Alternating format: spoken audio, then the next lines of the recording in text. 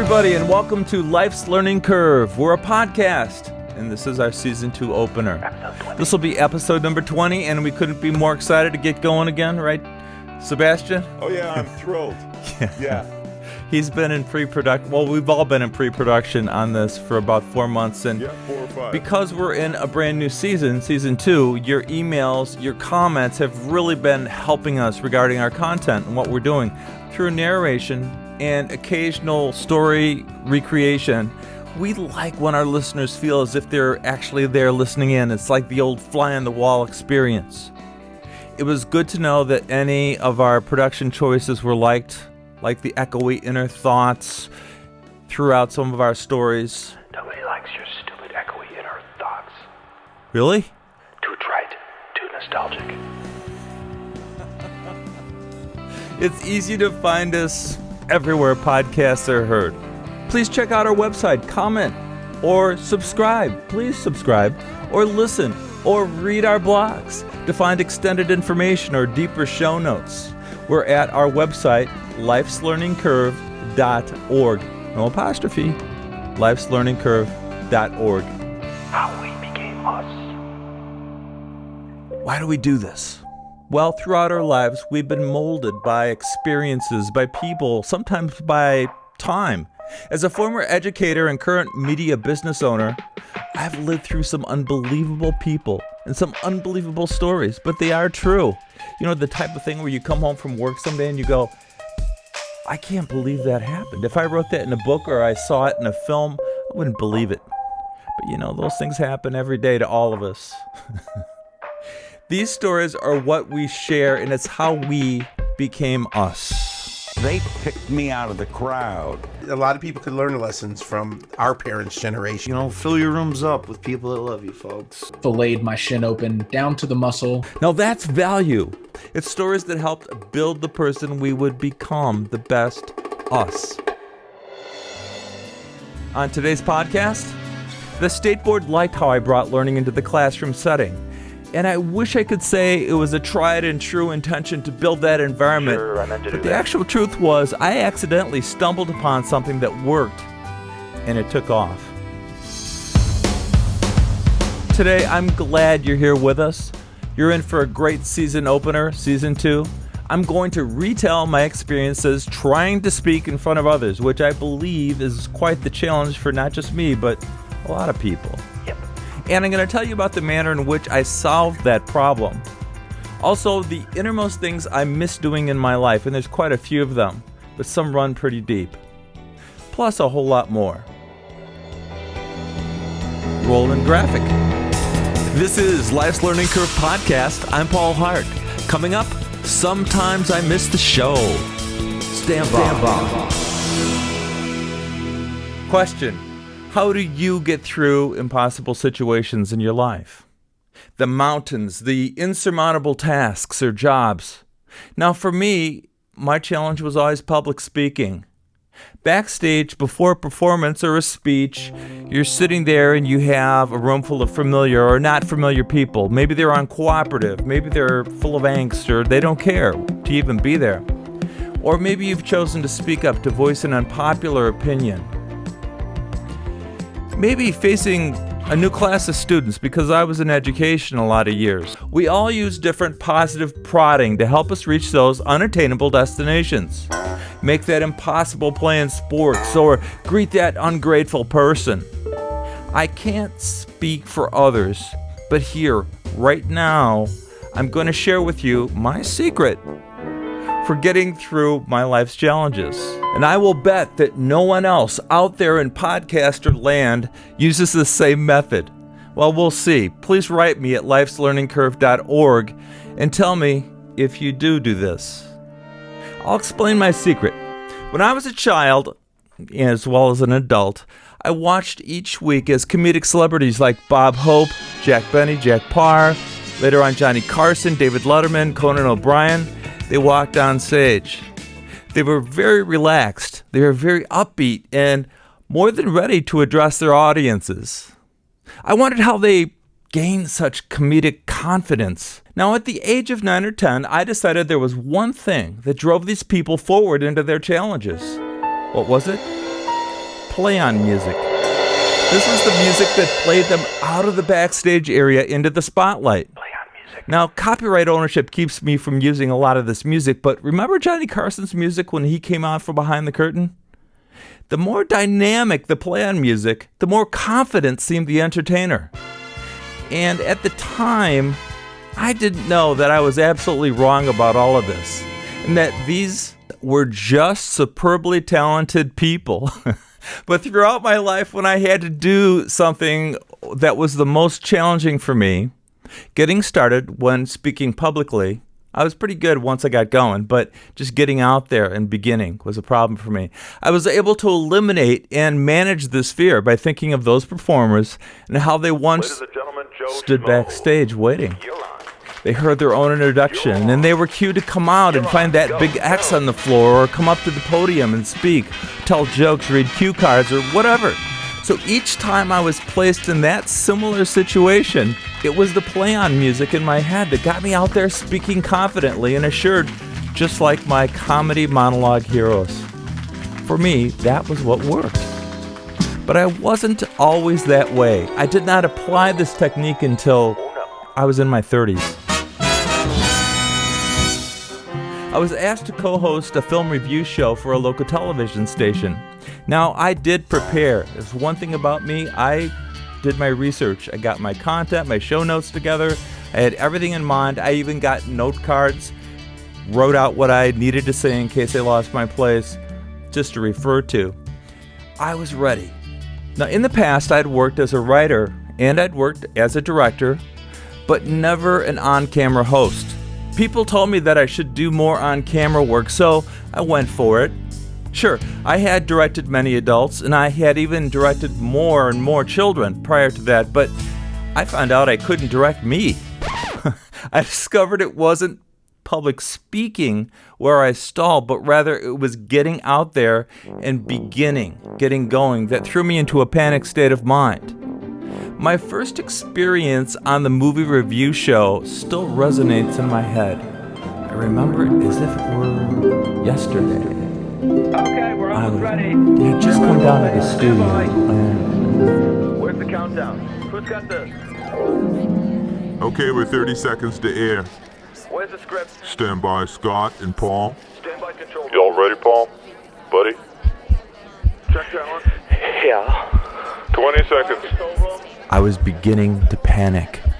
What, you okay? What's going on? What's wrong with Paul? I don't know, Paul. You okay? Yeah. I had no idea what was wrong with me. Becky, he's grabbing his stomach. Becky? Scott, open the show yourself and go into the first review on your own. We'll work this out. Here we go in 5, 4, 3.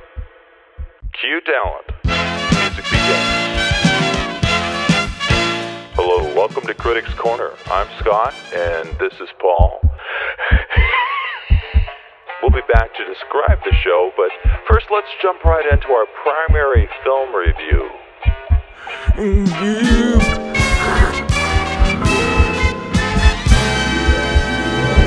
And the next thing I learned was all about how to hyperventilate. Do you want water? I don't know, Paul. Yep, life's most embarrassing moment. Unfortunately, that's all true. I remember the producer's station manager asking if I needed an ambulance when we were live to air. Yes, it was on the air, and that was bad. It was horribly embarrassing. So I'm bringing it up today for a reason. Even though I was anxious to host more shows and do more on-camera appearances, I knew that I couldn't.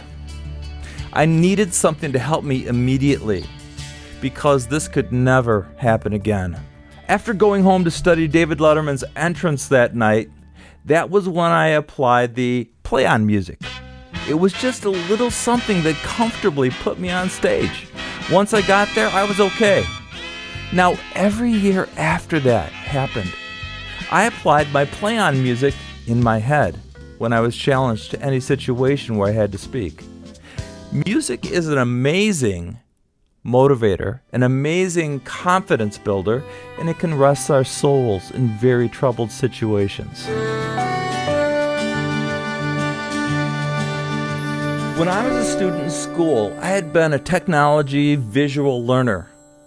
I loved that occasional time when my teachers shared themselves in a story or laughed. I remember my 5th grade teacher retelling a story about the night before. She was at a stoplight and she sneezed and her foot accidentally hit the accelerator and she hit the car in front of her, which caused a chain reaction. She laughed about it. She wasn't laughing at other people's misfortune, but it was really cool that she shared that type of thing. And she was the type of person that would share her flaws when she made them. And I thought that was really cool. It was very infrequent, but those were my most memorable teachers. I also retained information very strongly when something came from a projector or when it came from some technology tool. The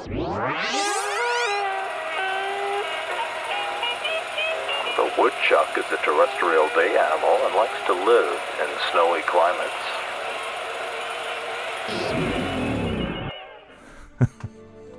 When I taught school, usually 11-year-olds, I wanted to reach those students that had been just like me growing up.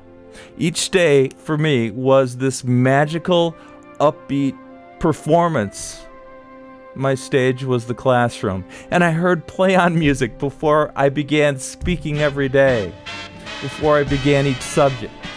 Each day I did this, and it made me teach and perform at this level above myself. Not that I was better than others, but rather I was engaging an audience and pulling everybody in, together to learn. You use stories, you use humor. They're always a part of what I did in the classroom. It's amazing that music helped me walk into the most difficult and challenging situations. It's that idea that everyone is here to cheer you on, maybe. Or they're there just because they want to be, maybe. And I wanted the students to be on that stage as well. They were a part of everything. They weren't just an audience. They were a huge part of that daily performance that I called school. That was the atmosphere I desired to always create in my classroom, the show. That's a wrap. I always looked forward to that setting and literally leapt out of bed every day. I loved my job.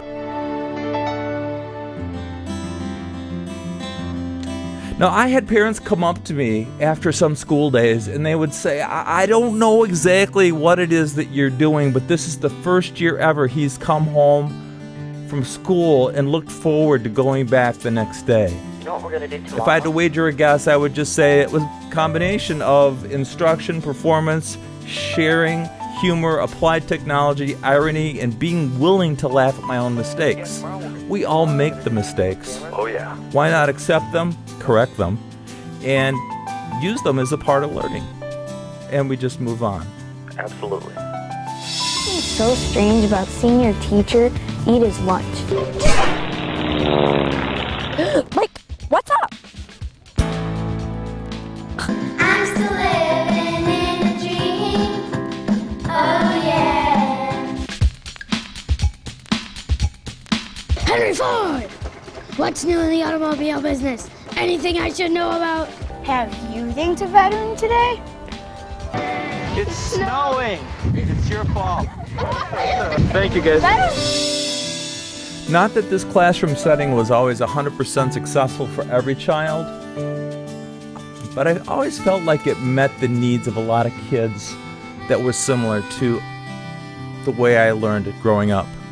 Kids always had a hard time explaining my classroom to their parents. Finally, I had a very bright boy named Matt tell me, Mr. Hart, every night I go home and I tell my mom and dad what stories and things we did at school, but they just don't get it. And then I start laughing when I tell the stories, but they still don't get it. But they know I like it. It was then I realized that I was creating classrooms full of kids that shared multiple inside jokes. Inside jokes. I was creating classrooms, families, or communities of like-minded people. We always felt like a big family when we walked around the school. And I was the teacher, but I was like the dad or the uncle or the older guy or whatever. Respect. Student interest rose, homework completed went up as well. I was very fortunate. The students took ownership of their behavior many times, and we influxed technology such as video production, computers, presentation type software into their learning. Most of it was funded by me because there just wasn't money in education at the time for things besides computers. But it was a shot in the arm to gain student interest at that time. It was a video game based world, kind of still is. We played, we had fun, we shared, and we learned at the same time. The reality was that I had no idea whether my program was an academically accepted educational learning environment until 2007, when my state awarded my students and me Educator of the Year. I included my students in this because they helped me build this like-minded family every year. The state board liked how I brought learning into the classroom setting, and I wish I could say it was a tried and true intention to build that environment, Sure, I meant to but do the that. actual truth was I accidentally stumbled upon something that worked, and it took off. They even called me innovative. I created a show out of the day-to-day classroom setting. However, I knew better. It was just the best way I found to engage student learning. If I had been a student, I would have excelled in a class like this. My classroom was built for learners like me. Many teachers do just amazing things in their classroom, but they do it in their own way. I've seen it. And hats off to all of them, and to the administrators that let them thrive and don't hold them back. Mr. Hart, come here. Now I'm retired from education, and I miss the classroom, the students, and what I consider my former families.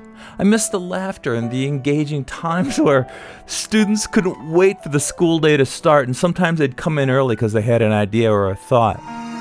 Look at this. Look at that. Look what we created. Watch this. Watch this. We learned stuff. Oh, it's so much fun. Mr. Hart. Mr. Hart. Oh, this is so cool. Now, each year as the school year ended, I can remember being sad. I would fall into this sadness. Every summer, after school got out, I felt as if, I'd lost not just my classroom, but my classroom family and our day-to-day get-togethers, our performances. I couldn't hear the laughter. It was over. To this day, I still miss the show.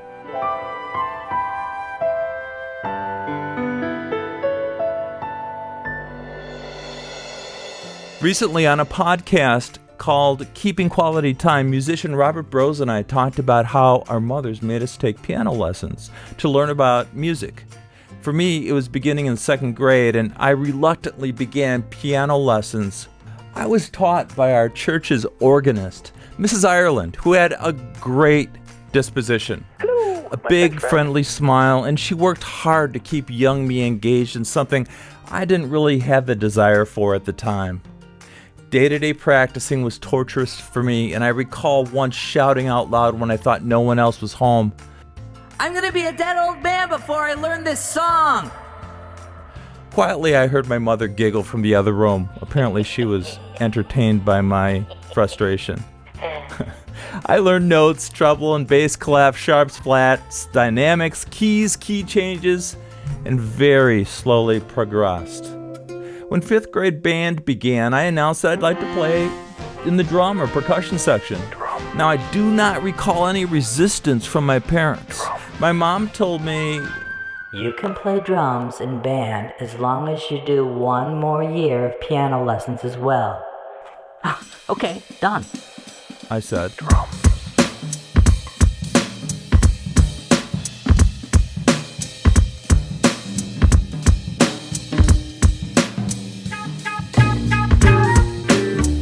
Why drums? I saw my first drum kit up close when my mom, my older sister Sue, and I were dropping off a coffee cake at the Kluel's house across town. My mom and Louise Kluel were close friends and often used probably any excuse to meet up. Both my sister and I, we both knew that this would mean at least an hour of coffee, cigarettes, and coffee cake with Mrs. Kluhl in their modest two-story, older home on the west side of my hometown. Sue and I, ages 8 and 11, chose to move into their music room area as Louise and my mom talked because we were told it had an old upright piano. It did. Mrs. Kluhl was careful to warn us not to bother the huge, furry dog Maggie plopped down by the piano because she was known to bite. She will bite. On the way, Sue told me that she would play first, and then I could watch. Oh, okay. But as we reached the gabled entry of the music room, we walked in and saw something else by the piano, and it wasn't Maggie. It was a drum set. Probably an early 1960s version. It was white, and it bore the name Ludwig on the drum shells. Sue told me to keep calm, and she would go ask to see if we could play it. What's a Ludwig? While she was gone, I stood there and I looked at the drum set, but didn't touch it. There were 2 places for your feet, I noticed. One kicked a bass drum, and another made 2 cymbals clap together. There were 3 other drums that you could hit on top and 2 other cymbals. How could someone make all this happen? Sue returned with permission to play, but quietly, so as not to anger the passive yet biteful dog. Yes, I did say biteful. Sue played the drums first, tapping and discovering sounds, and I was amazed that so many different sounds were coming from this apparatus. So when she tired of the drums, she moved to the piano. We both knew there was a lot of coffee cake upstairs to be eaten and cigarettes to be smoked, so I quietly moved to sit on the stool behind the drums. I actually felt a chill run up my spine. I felt very comfortable sitting there.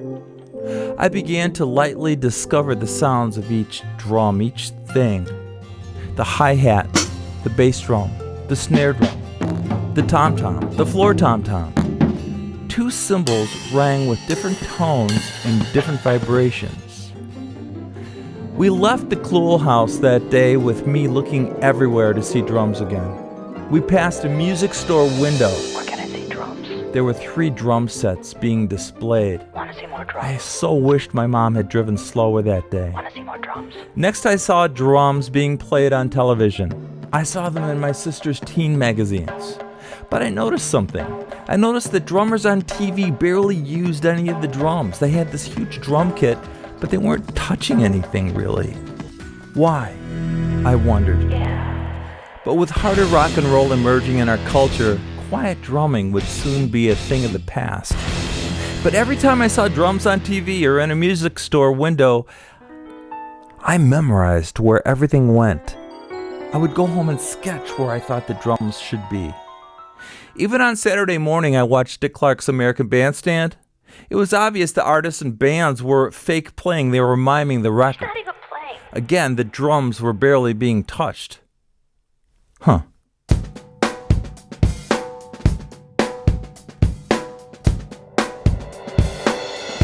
Now, I'm 10 years old, and I'm signed up for a band. Our teacher was Mr. Custer, and once a week we would get pulled from class to learn the instrument.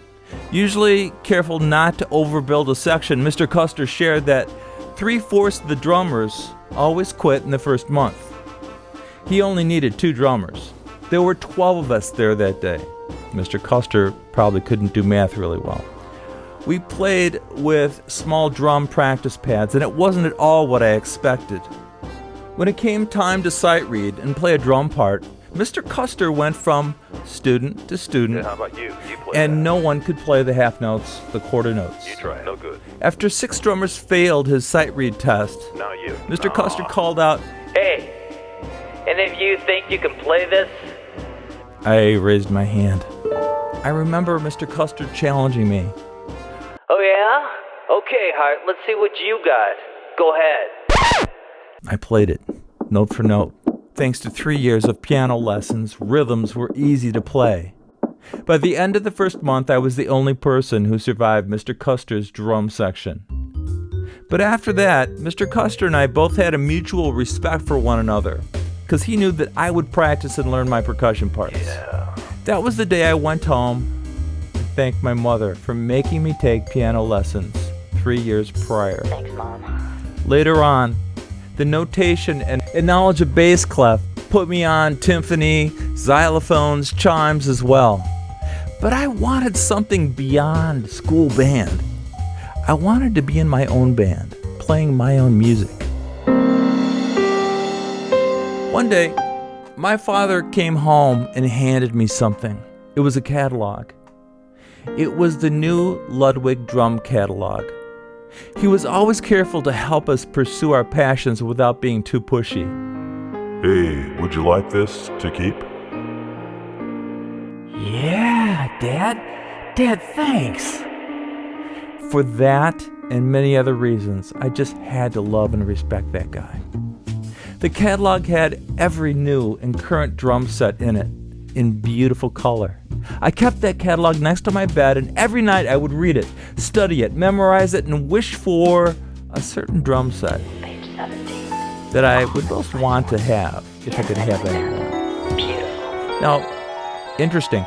About a month ago, I was digging around and I found in an old trunk that catalog I kept from childhood. That catalog still means so much to me that I kept it after all these years. Just like this sponge, watch your interest grow. Now, my parents were very cautious and careful with their money. They were very small children, tiny when the Great Depression of 1929 hit.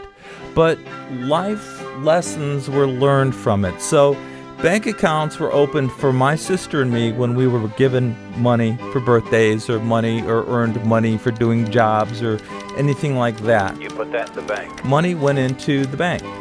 From ages 5 through 11, and even after that, at least once a month my grandpa would walk me down to the bank so we could ask the teller. Could you update my bank book so I can see my interest, please? She would run the bank book through a machine that rattled, clanked, and then printed. When I received my bank book back, my grandpa would say, Look at that. 73 cents interest. Good for you. Keep saving, because someday you might need to use that money. It will always be safe in here. And it was. My parents and family were teaching me the value of saving and not spending what I didn't have. With the money from the bank account at age 12, I bought my first 3-piece drum set, used. I still remember it had a beautiful midnight black finish to it, and it had sparkles, very faint sparkles. It was like looking into the night sky, and all the stars were so tiny, but they were multicolored. It was gorgeous. My parents let me keep it right next to the piano, which I played for another year in lessons. I found that I could not leave the drums alone. I played them as much as I could.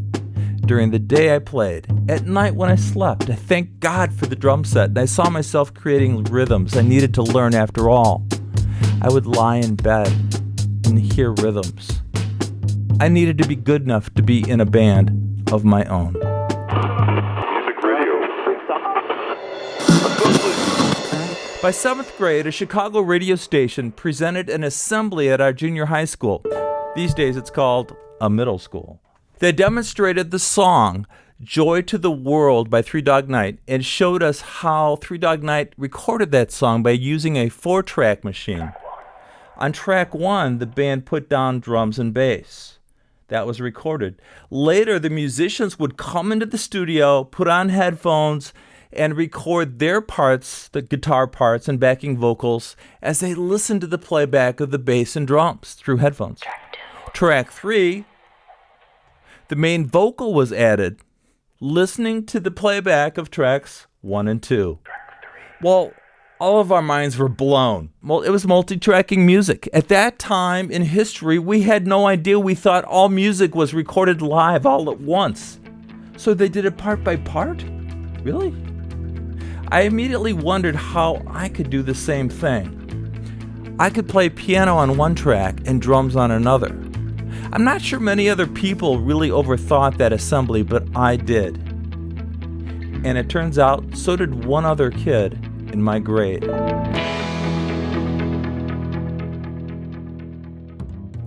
I only knew him as a dry, quiet, funny, very smart, hip kid from my English class. Age 14.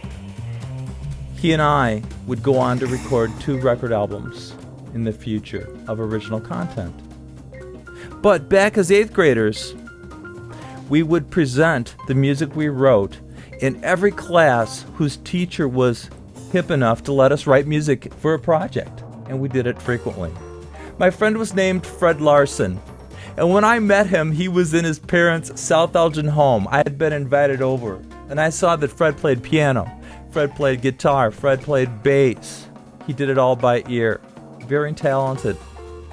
Our first project was scoring a soundtrack to the Charles Dickens book, A Tale of Two Cities. We recorded by using a tape player to a tape recorder. And then we would reverse the tapes and listen back and play another track again. Multi-tracking our way. And by the 4th track, the audio began to get a little bit muddy. But it was a great way to have one song played, but only 2 guys playing 7 instruments or so on a track, and vocals. Later, Fred and I would go on to play in front of many audiences.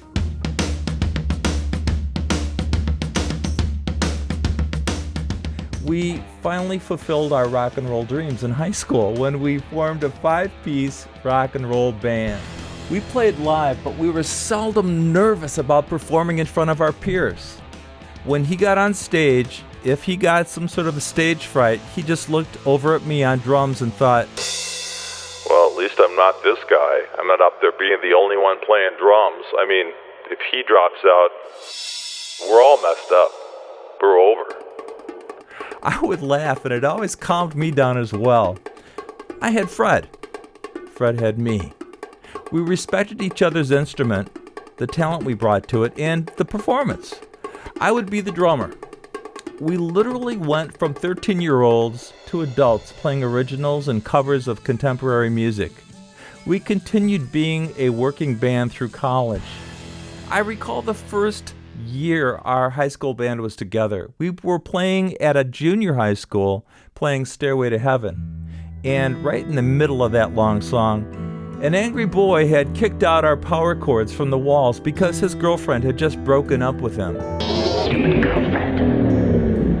I remember the sound fading to a soft string strumming a guitar that had no amplification. And me playing drums. It's acoustic, so you could hear the drums. I remembered another time we played a homecoming, and they told us at this homecoming that we had to dress formally. We did. We showed up with Groucho Marx tuxedos, with grease paint mustaches, suspenders, and fake cigars. We were so hip back then. I remember a gig Fred got us in a country VFW bar, but we didn't know it was a country VFW bar when we were signed up. Howdy, boys. We were told that after we arrived, There's only 2 kinds of music around here, country and western. we didn't have any country songs on our set list except for the ones we did when goofing around in practice. Couples entered that night, and I can still recall how unusual some of the women's hairstyles were. Look at the hippies. Lots of hair piled up really high with lots and lots of Aquanet hairspray. There was a bar area, and there was the room in which we played, but nobody was dancing in it. After we played our first set, not a single person came out to dance from the bar. Hey, say something good. As the grown-ups began to consume more and more alcohol, we were busy playing Smoke on the Water or Aqualung by Jethro Tull. What is that? Some threats could be heard from the bar, angry, screaming threats. The men were getting angry. After our first 45-minute set, we were sitting quietly. A woman approached Fred and me, sporting a really high-stacked hairstyle and a sequin dress. She politely asked if we knew anything country. Fred looked worried, and he looked at me, and I shrugged. This was the first time I worried that our show was not going to be going well. Quickly, Fred came up with a song that he could make sound like a country song. I think I got something. He said, I've been trying to play this Paul McCartney song, but every time I do, it sounds like a country one. So we quickly discussed chords and chord changes, and we started the next set. Now we twanged and we twonked, and Fred's song was played, for the next 45 minutes with made-up lyrics. From behind my drum kit, I watched as couples just came out of the bar.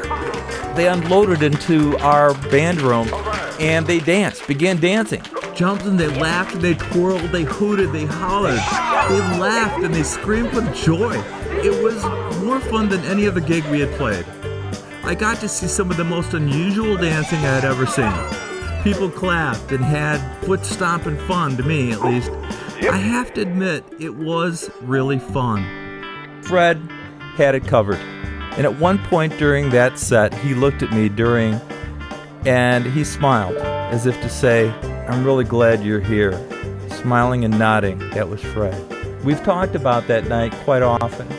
And even though the story changes year by year, this is exactly how I remember it. For the next 30 years, Fred and I met, got together, recorded music, until his passing 30 years later. Now, I miss the show. But more, I miss my lifelong friend, Fred Larson.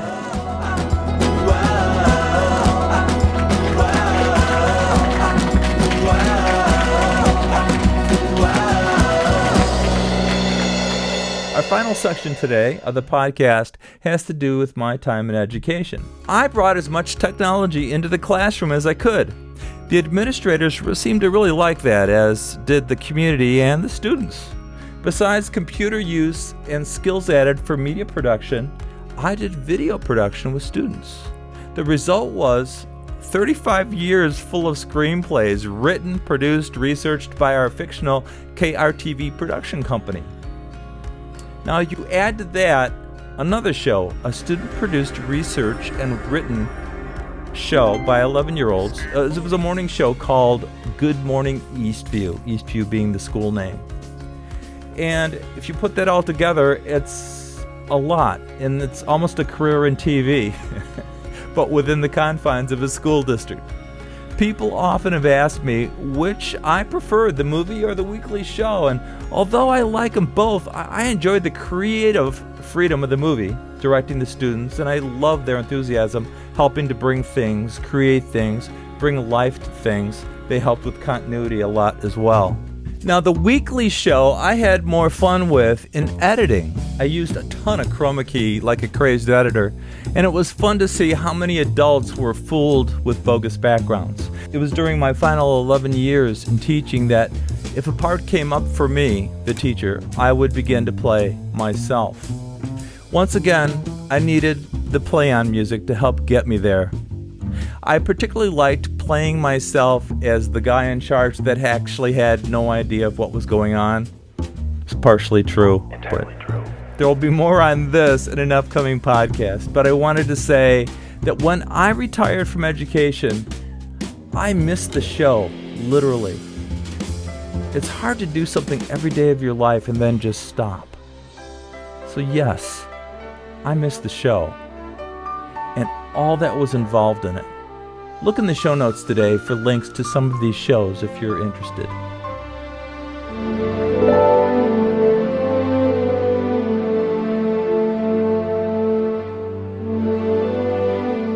I spent my first 20 years playing music on piano and then drums. And I've spent the past 30-some years recording video content for the editing purposes of my productions or other people's commercials or whatever. In recent years, I've gone from a crew of 8 people to just me, migrating from music to recording video production. That's a great gig. Cue Dylan. We're clear. Good job, everybody. I had an unusual experience recently. It was a clash of our life's time span. Here's what I mean. A few weeks ago, I took 5 cameras and I synced them and I recorded my 24-year-old son Riley and his band at a local venue. Now, Riley is living on his own. He's independent of the house and I always love to see him and I treasure the time I get with him. Because of off time or space or whatever, he needed to use one of the drum kits at the house and he stopped by to pick it up. Moving drums are, well, moving drums. There's a lot of them, a lot of space. It takes a while. You need help. As I helped him load up, I had a legitimate flashback.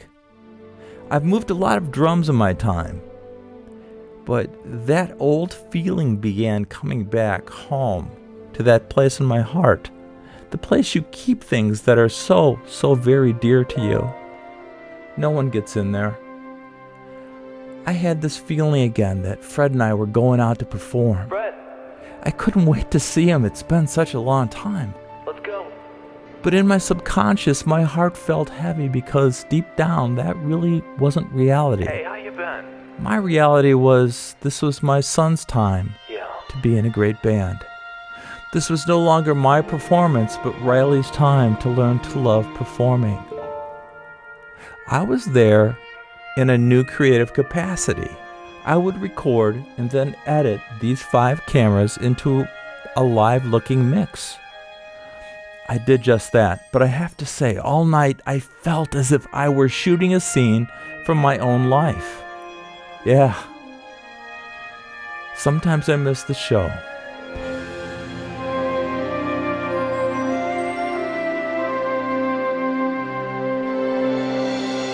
You know, if you put yourself in the right state of mind, you could revisit life's special people and moments in those strong, fulfilling memories.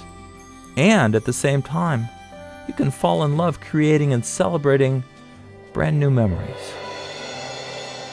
For Life's Learning Curve, cue the playoff music. I'm Paul Hart.